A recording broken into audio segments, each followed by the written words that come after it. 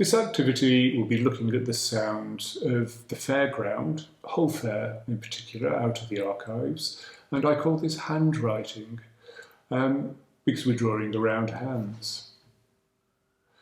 If you think of different cultural ways of decorating hands, a great one that I really like, and I've not tried it, I've not braved it yet, but I can see that you can get these tubes of ready mixed henna from any supermarket these days.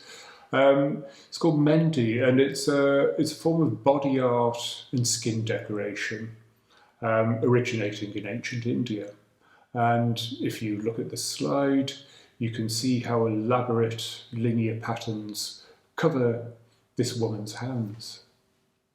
Now we're looking at a slide, and this is tattoos, and there were more of these sort of tattoos when I was younger and growing up, and remember relatives having them, of swallows and hearts with daggers through them. And there's some great examples here, and they include both words and symbols. And symbols are important. They're a great pictorial way to tell a story. And on one hand here we've got a scorpion, maybe to do with the character, or maybe because they're a Scorpio or someone they know is, and a swallow at the side for swiftness. There's hearts, there's a scroll for home, and there's words written on the backs of knuckles. Another way of decorating hands. And as we're at the fun fair today, I know the Hoppings in Newcastle has one somewhere off the main drag that is full of fortune tellers, a lot of people related to Gypsy Rosalie.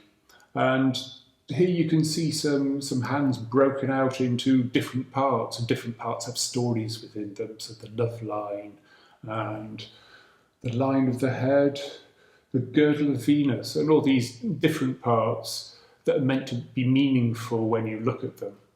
Also like the fairground art and lettering that they've got in the background there.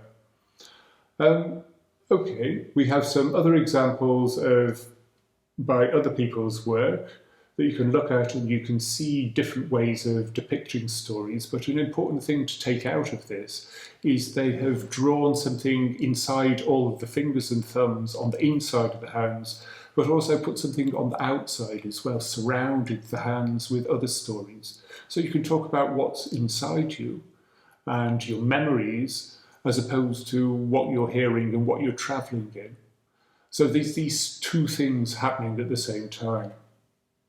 But as we're listening to sound, we will set up our page as we did with sound mapping, and get ready for listening to the clip. Now, how we do this is by taking a piece of paper and drawing around both of our hands. And it's a good idea to splay your fingers slightly so you can get the pen around all the different parts of the surface area. And I spray the hands as if I'm at a seance or something like that, and my thumbs are touching together. And I've got quite big hands, but you can arrange it so that you can get both of them comfortably on an A4 sheet.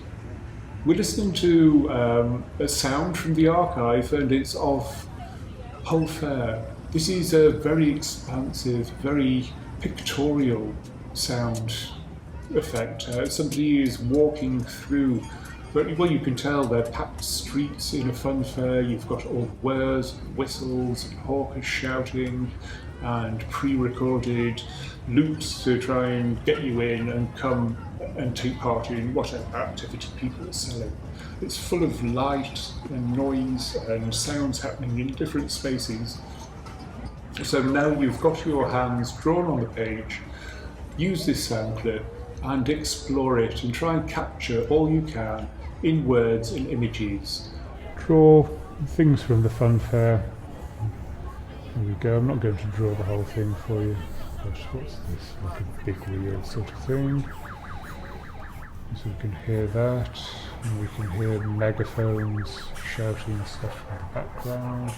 So there's sound coming out like that. There's one of these strong man things that you hit with a hammer. That's got a bell going back like that. And the bell hitting. Got lots of time on this. It's quite a long sound clip. If the sound clip gets too intense for you, turn the sound down on your computer or whatever you're watching it on, and enjoy the process.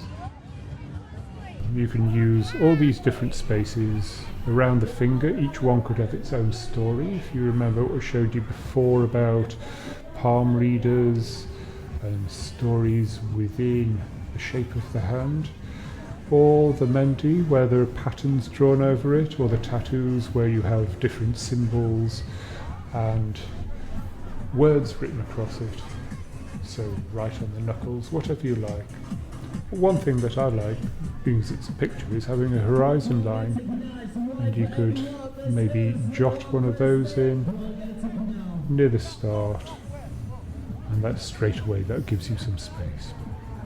The rest is up to you. Enjoy.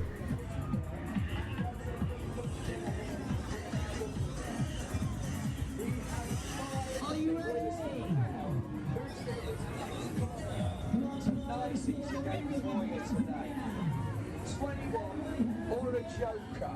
That's what you need today. Who is going to be my next? Come on in.